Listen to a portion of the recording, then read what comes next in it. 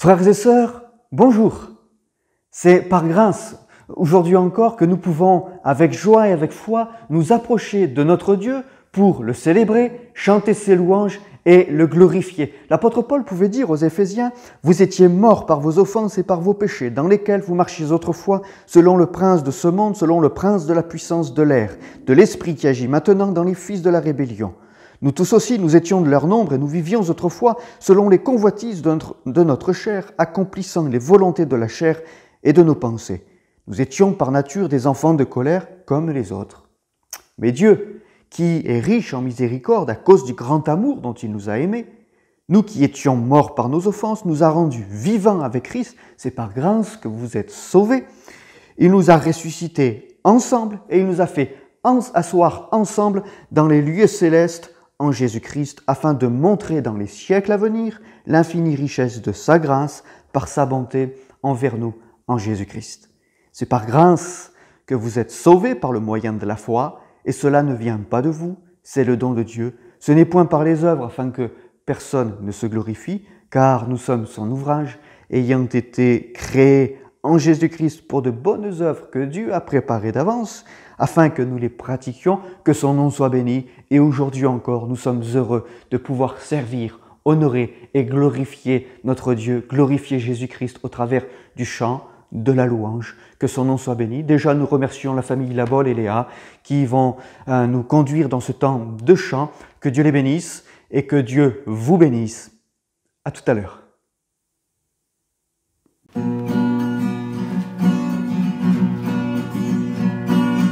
Allons acclamer l'éternel Dieu, allons célébrer le rocher de notre salut, allons vers lui, chantons notre joie, allons exalter son nom, car l'éternel est un grand Dieu, au-dessus de tous les dieux, car l'éternel est un grand Dieu, au-dessus de tous les dieux. Allons acclamer l'éternel Dieu, allons célébrer le rocher de notre salut, allons vers lui, chantons notre joie, allons exalter son nom, car l'éternel est un grand Dieu, au-dessus de tous les dieux, car l'éternel est un grand Dieu, au-dessus de tous les dieux. Allons acclamer l'éternel Dieu, allons célébrer le rocher de notre salut, allons vers lui, chantons notre joie, allons exalter son nom.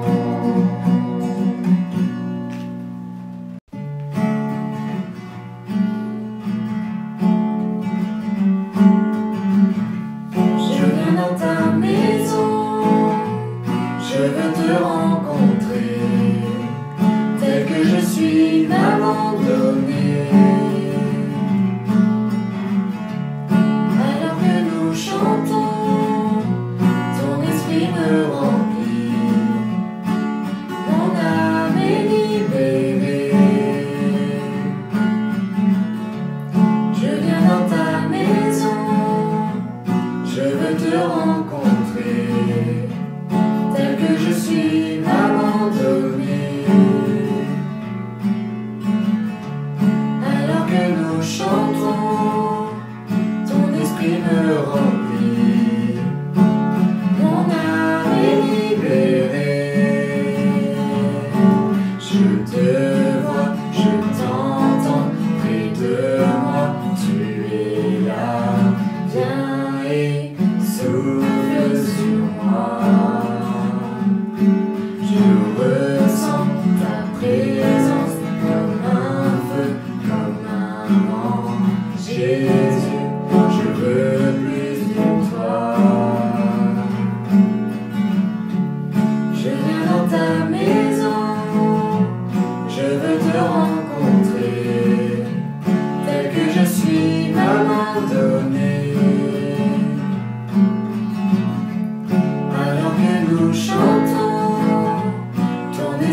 me remplit, mon âme est libérée.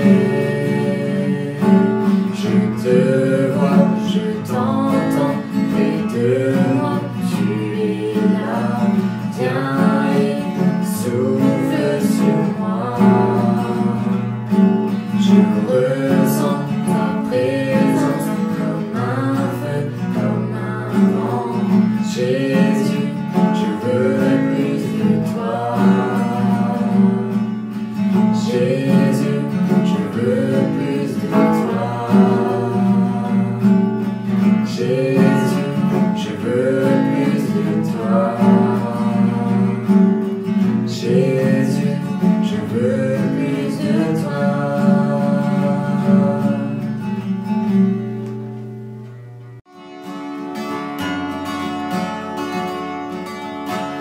Jésus, c'est le plus beau nom, merveilleux sauveur, Seigneur de gloire, Emmanuel, Dieu est avec nous, source de joie, parole de vie. Jésus, c'est le plus beau nom, merveilleux sauveur, Seigneur de gloire, Emmanuel, Dieu est avec nous, source de joie, parole de vie.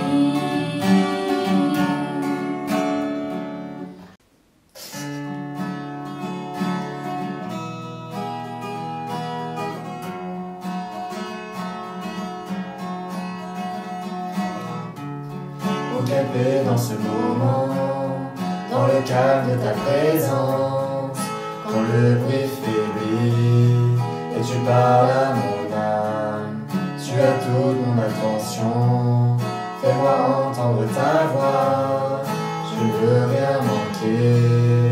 Seigneur, mon cœur désire plus de toi, mon cœur recherche ta face, alors je cède à toi. Tout en moi est ému par ton amour, captivé par qui tu es. Conduis-moi à te connaître plus encore. Je veux m'approcher de toi, laisser mes peurs derrière moi. Seigneur, viens toucher ma vie à nouveau. Oh, oh, oh, oh,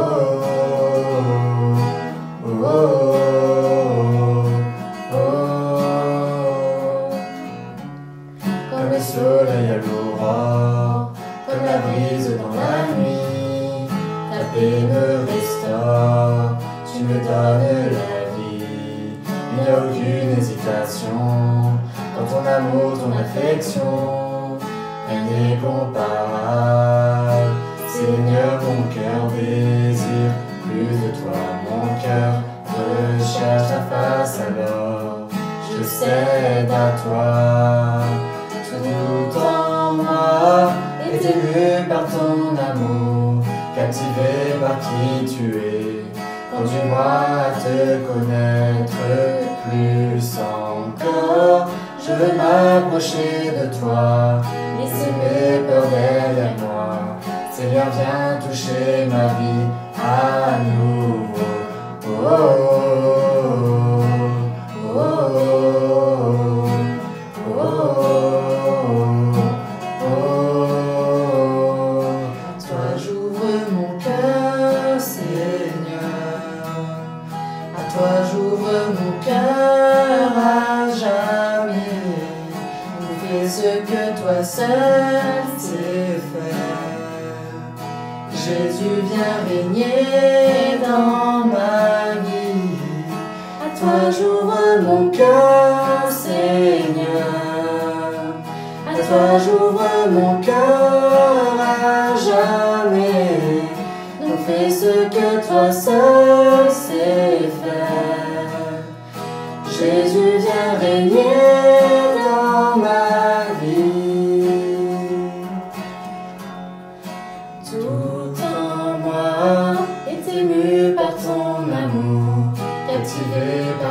tu es.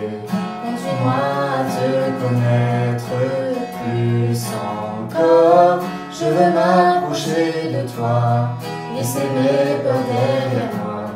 Seigneur, viens toucher ma vie à nouveau. Oh, oh, oh, oh, oh, oh,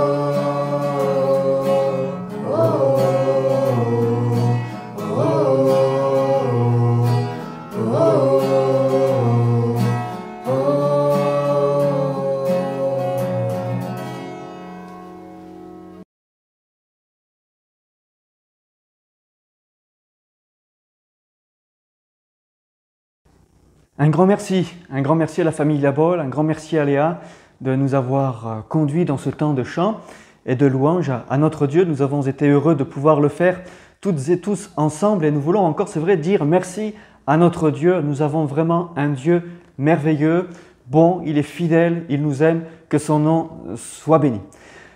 Sans plus tarder, j'aimerais avec vous ouvrir l'Écriture sainte et considérer ce sujet dont vous avez déjà pu lire le titre, avec ce thème qui dit « Une nouvelle création ». Et pour ce faire, j'aimerais faire une lecture avec vous dans la deuxième épître aux Corinthiens, chapitre 5, versets 17 et 18. Vous connaissez ces textes par cœur, bien sûr, mais nous les relisons ensemble. « Si quelqu'un est en Christ, il est une nouvelle création. Les choses anciennes sont passées, voici, toutes choses sont devenues nouvelles, et tout cela vient de Dieu qui nous a réconciliés avec lui par Christ. Amen. Amen. Nous avons et nous sommes bénéficiaires d'une œuvre puissante et d'une œuvre glorieuse, celle de Dieu dans nos cœurs et dans nos vies.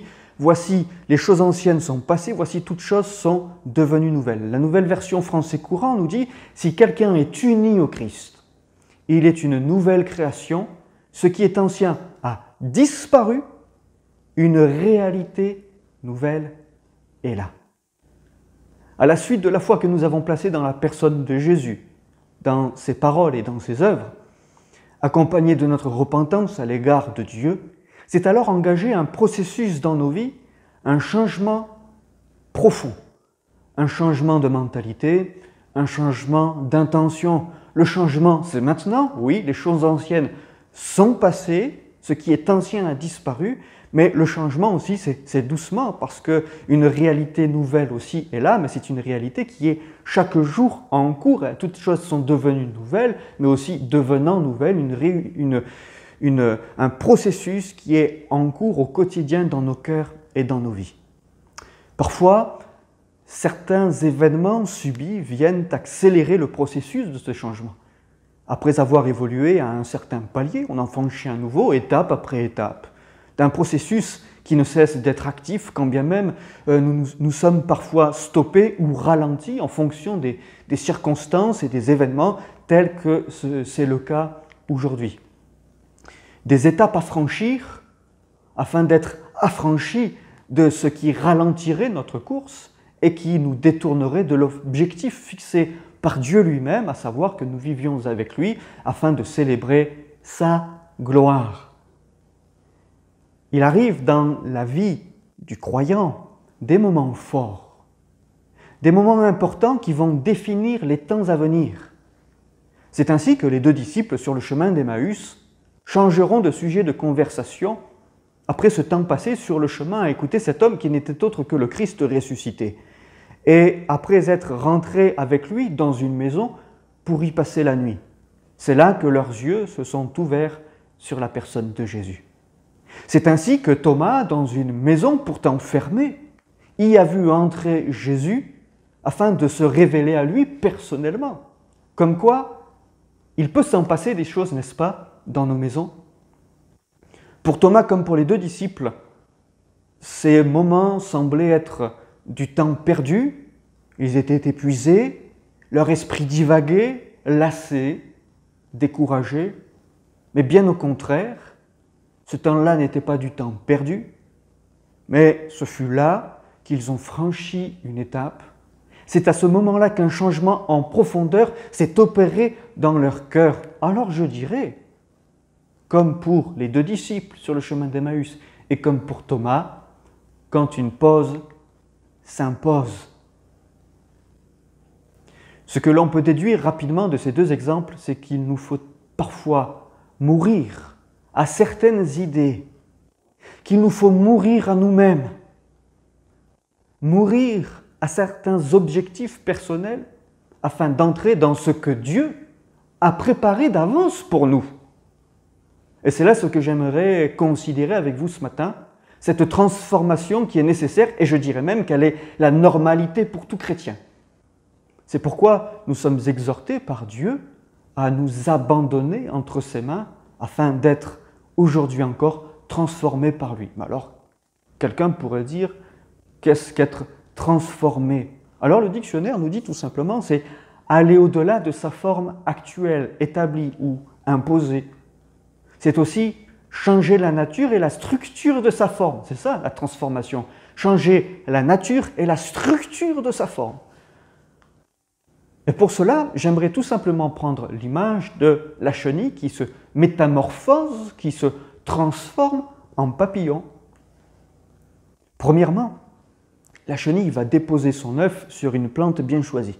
En effet, la larve ou la chenille va s'empresser plus tard de se nourrir de cette plante haute.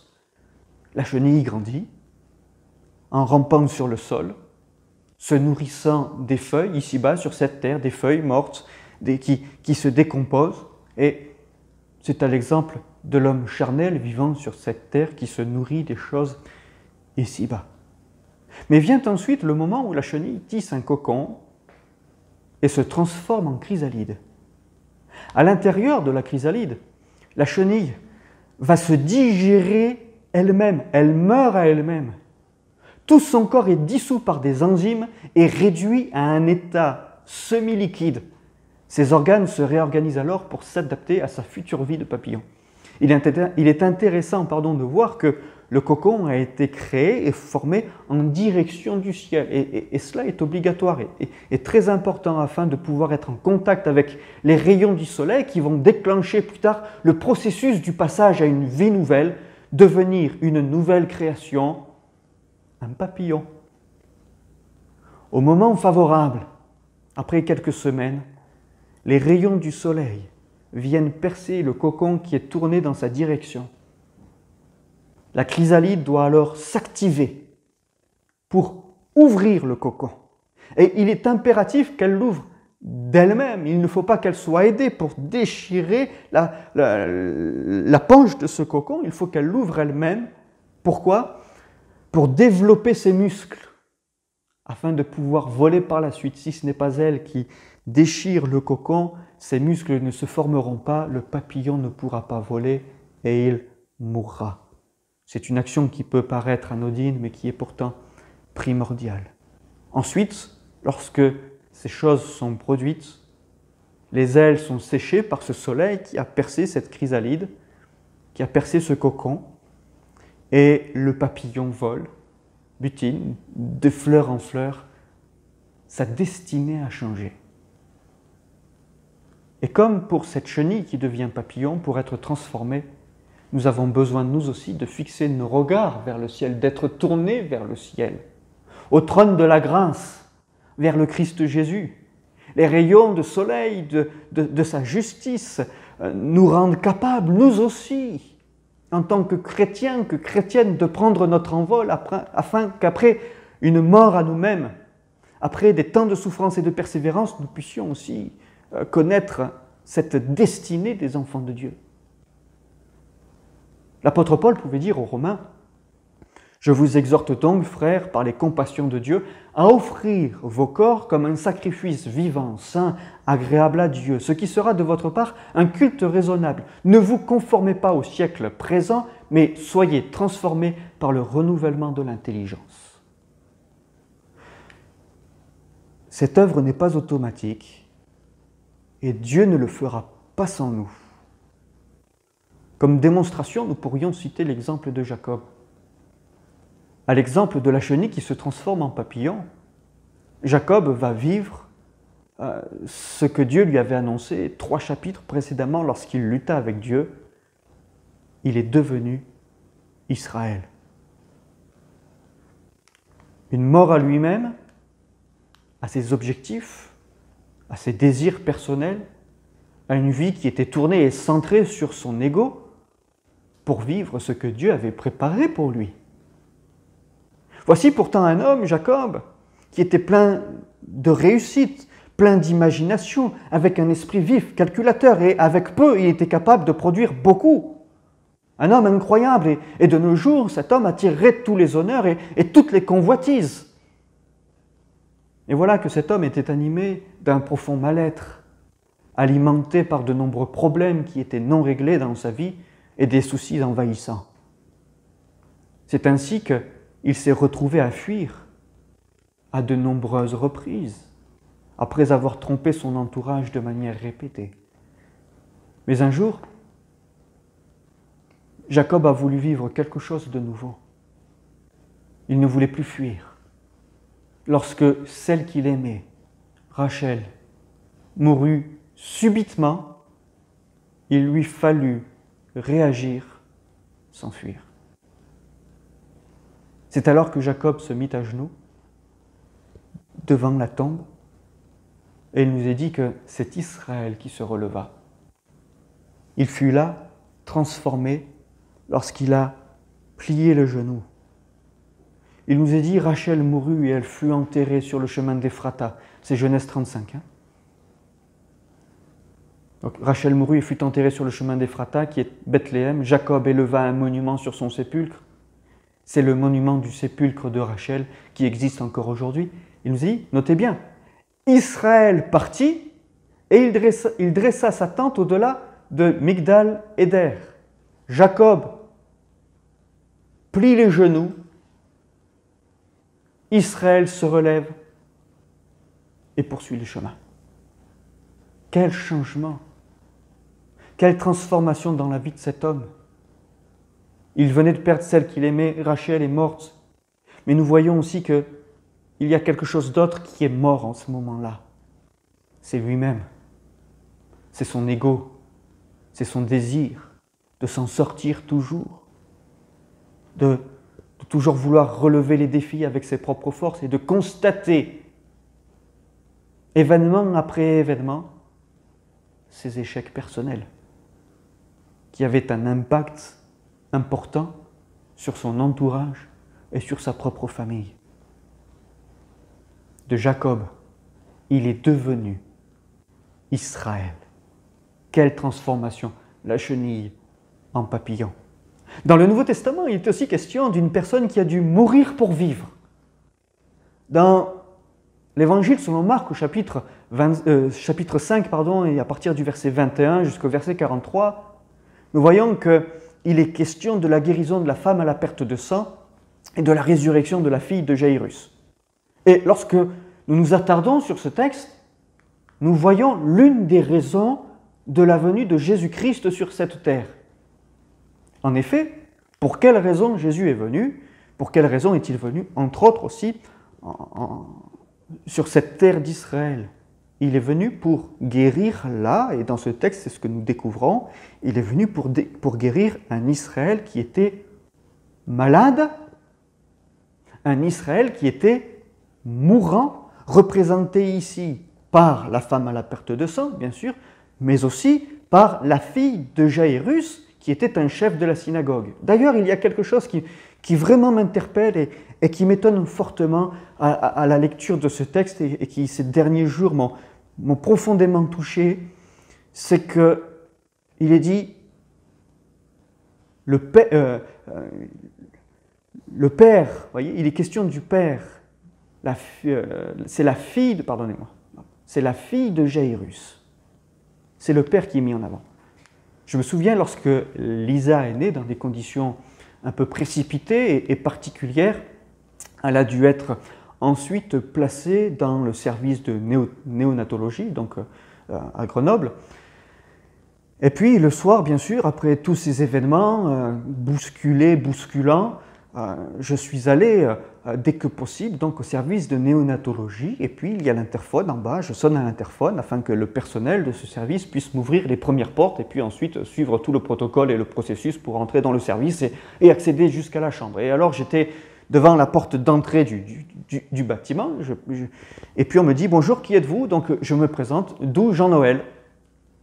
Oui, et alors que voulez-vous? Vous êtes qui? D'où Jean-Noël? Il me dit, mais on ne vous connaît pas, vous ne rentrerez pas. Qui êtes-vous, monsieur? Vous êtes le papa de qui? Et alors là, il a fallu que je dise, je viens pour voir Lisadou, je suis le papa de Lisadou. Et c'est quand j'ai dit de qui j'étais le père que j'ai pu rentrer. D'où Jean-Noël, le personnel, ça ne l'intéressait pas de savoir qui j'étais. Pour eux, ce qui était important, c'est l'enfant qui avait besoin d'une attention particulière et d'un traitement particulier. C'est l'enfant qui était primordial. Ce qui était prioritaire, c'était l'enfant. De savoir qui j'étais, ça ne les importait guère. Eux, ils connaissaient Lisa. Ce qui était important, c'était Lisa. C'est elle qui était au centre de leur attention. Quand nous lisons ce texte avec la fille de Jairus, nous prêtons notre attention. Et en tant que parents, c'est ce que nous faisons aussi, n'est-ce pas? Nous prêtons notre attention sur cet enfant. Mais nous voyons que la Bible et que Jésus et que les apôtres qui vont relater ces faits vont mettre en avant le papa. Nous connaissons le nom du papa, mais pas le nom de la fille. Comment ça se fait? Comment ça se fait? Ça nous intéresse de connaître le nom de cet enfant. Parce que c'est cet enfant qui est malade. C'est cet enfant qui y est aux portes de la mort et qui d'ailleurs va mourir. Son nom, son identité nous est importante pour pouvoir prier pour elle, n'est-ce pas? Mais pourtant, elle est présentée et les choses nous sont présentées comme étant, elle est la fille de Jairus. Une certaine importance est donnée au Père. Pourquoi? Tout simplement parce qu'il représente quelque chose de plus important que le fait d'être le père de cette fille. Il nous est dit qu'il était un chef de synagogue. Il est l'un des chefs de synagogue en Israël. Ça, c'est un domaine dans ce texte-là qui est important et c'est l'une des raisons de la venue de Jésus-Christ. Il est chef de synagogue en Israël.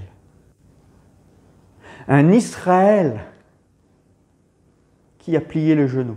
Nous avons vu tout à l'heure un exemple dans l'Ancien Testament d'un Jacob qui a plié les genoux et qui, lorsqu'il s'est relevé, s'appelait Israël. Nous voyons là dans ce texte que Israël a plié les genoux. Qu'Israël s'est replié sur lui-même. C'est un Israël dont le processus de transformation et de renouvellement a été stoppé par un ego qui a été replacé au centre de sa vie. Et Israël est en train de connaître là le processus inverse que celui qu'a connu Jacob en son temps.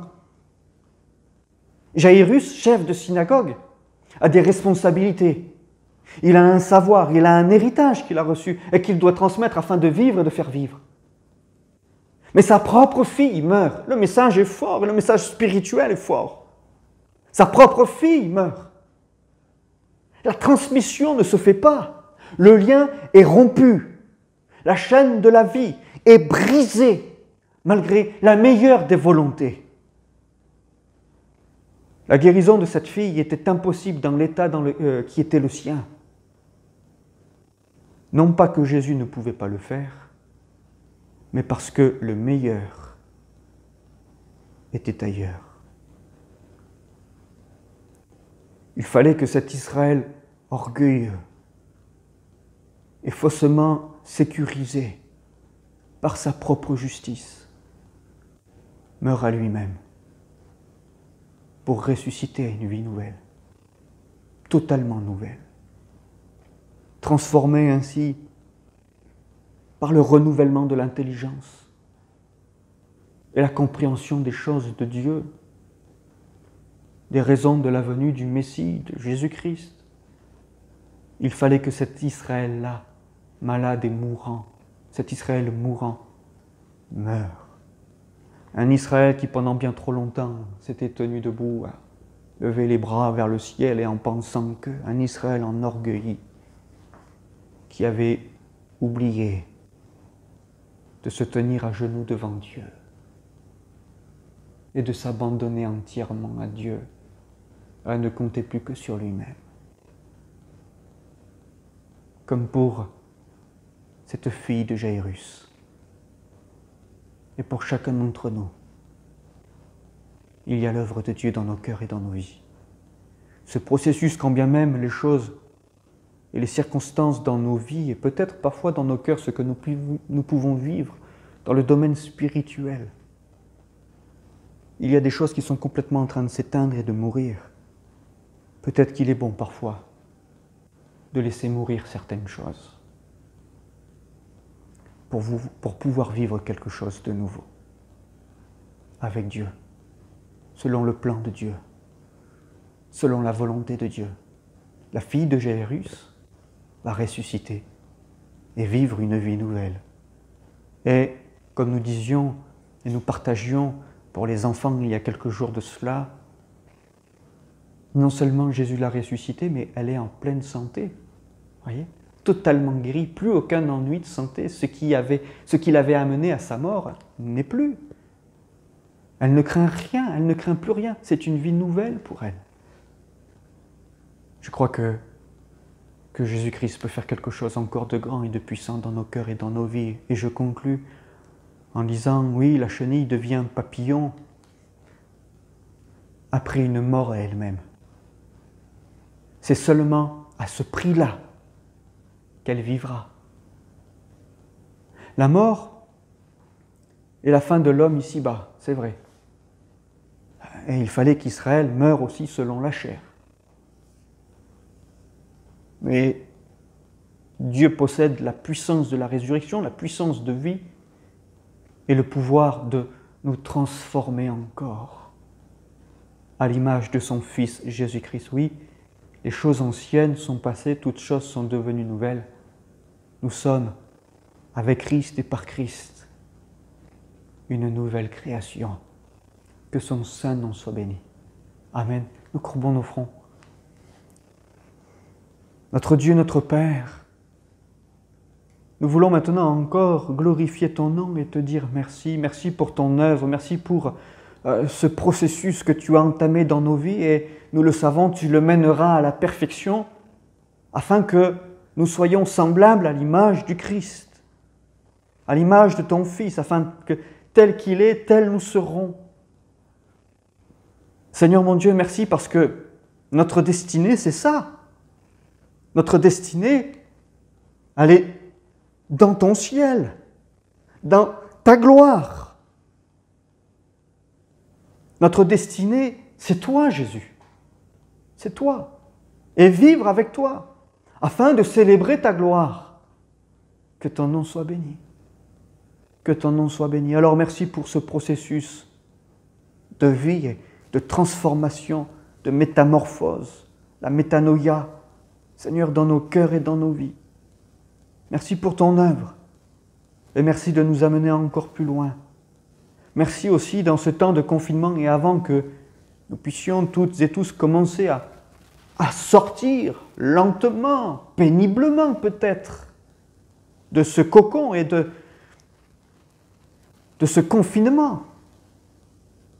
Seigneur, que nous puissions avoir pris le temps de vivre quelque chose avec toi et peut-être avoir pris le temps de laisser certaines choses personnelles mourir, certains objectifs personnels mourir, que nous puissions encore, même si je sais que cela est bien difficile à vivre, quand bien ça pourrait être plus facile à dire, mais mourir à nous-mêmes, afin de vivre la vie de Dieu et de vivre ce que tu as préparé pour chacun d'entre nous.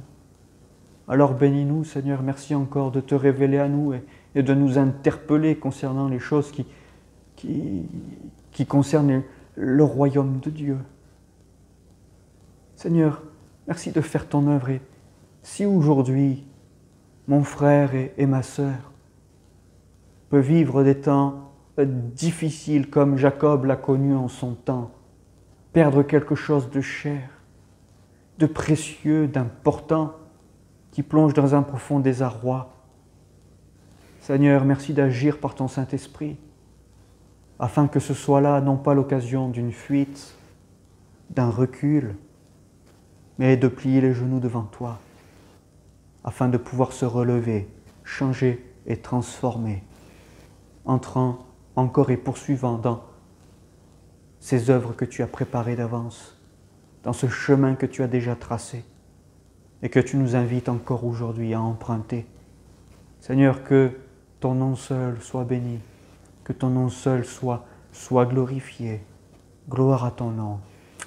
Amen. Amen. Que Dieu soit béni. Que Dieu vous bénisse. Ces moments se terminent. C'est une joie pour nous de pouvoir partager et proposer tout cela pour l'Assemblée, pour l'Église, et nous pensons bien à vous. Que Dieu vous bénisse et nous vous disons à très bientôt.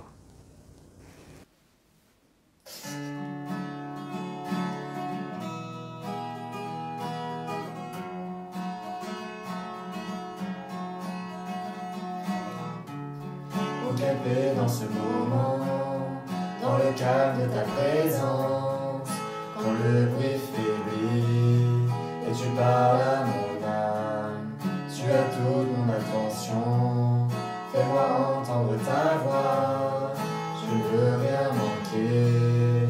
Seigneur, mon cœur désire plus de toi, mon cœur recherche ta face, alors je cède à toi. Tout en moi est ému par ton amour, captivé par qui tu es. Conduis-moi à te connaître plus encore. Je veux m'approcher de toi, laisser mes peurs derrière moi. Seigneur, viens toucher ma vie à nouveau. Oh, oh, oh, oh, oh, oh, oh. Comme le soleil à l'aurore, comme la brise dans la nuit, ta paix me restaure, tu me donnes la vie. Il n'y a aucune hésitation, dans ton amour, ton affection, rien n'est comparable. Seigneur, mon cœur désire plus de toi, mon cœur recherche ta face, alors je cède à toi. Tout en moi est ému par ton amour, captivé par qui tu es. Conduis-moi à te connaître plus encore. Je veux m'approcher de toi, laisser mes peurs derrière moi. Seigneur, viens toucher ma vie à nouveau. Oh, oh, oh, oh, oh, oh, oh. Toi j'ouvre mon cœur, Seigneur. À toi j'ouvre mon cœur à jamais. Fais ce que toi seul sais faire. Jésus, viens régner dans ma vie. À toi j'ouvre mon cœur, Seigneur. À toi j'ouvre mon cœur à jamais. Donc fais ce que toi seul sais faire. Jésus, viens régner dans ma vie. Tout en moi est ému par ton amour, captivé par qui tu es. Conduis-moi à te connaître plus encore. Je veux m'approcher de toi, laisser mes peurs derrière moi. Seigneur, viens toucher ma vie à nous.